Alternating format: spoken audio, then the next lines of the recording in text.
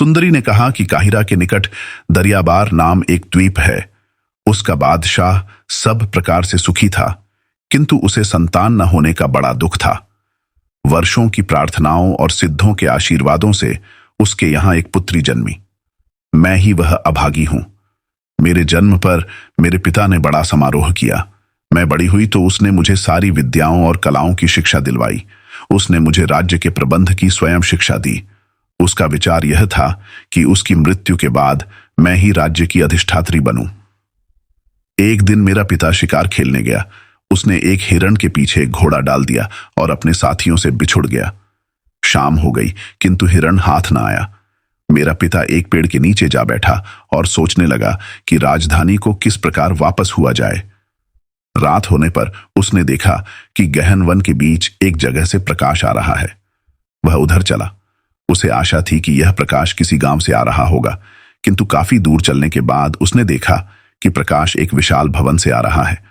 वह उस ओर बढ़ा तो देखा कि घर में एक लंबा चौड़ा हबशी बैठा मांस खा रहा है और हांडियान उठाकर उनसे शराब पी रहा है। उसने यह भी देखा कि पास ही में एक अति सुंदर स्त्री बैठी है जिसके हाथ बंधे हैं, और उसके पास ही 2-3 वर्ष का एक लड़का बैठा है। मेरे पिता को उस स्त्री पर दया आई और उसने इरादा किया कि हबशी को मारकर इस सुंदरी को छुड़ाऊं। वह अवसर की प्रतीक्षा से खड़ा रहा। हबशी जब आधा बैल खा चुका और सारी हांडियों की शराब पी चुका तो स्त्री से कहने लगा, ओ मनमोहनी, तू कब तक मुझसे अलग अलग रहेगी और कब तक मेरी इच्छा पूरी नहीं करेगी? तू यह तो देख कि मैं तुझसे कितना अधिक प्यार करता हूं और कैसे तेरे ही ध्यान में मरता हूं। तुझे भी चाहिए कि मुझसे इसी तरह प्रेम करे। स्त्री ने कहा, दुष्ट जंगली, क्या बकवास लगा रखी है? मैं और तुमसे प्रेम करूंगी? पहले अपनी सूरत तो आईने में देख। तू मुझे बराबर दुख दे रहा है।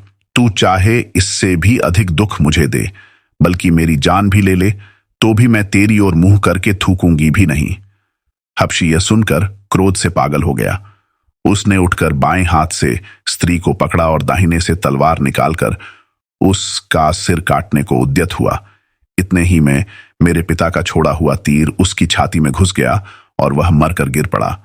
मेरे पिता ने अंदर जाकर सुंदरी की रस्सियां खोली और उससे पूछा कि तुम कौन हो और कैसे इस राक्षस के हाथ पड़ी? उसने कहा, यहां से कुछ ही दूर सरासंग नामी एक कबीला रहता है। उसके निवासी अर्ध सभ्य हैं। वहां का बादशाह मेरा पति है। यह दुष्ट हबशी जिसे अभी तुमने मारा है, मेरे पति का दरबारी था।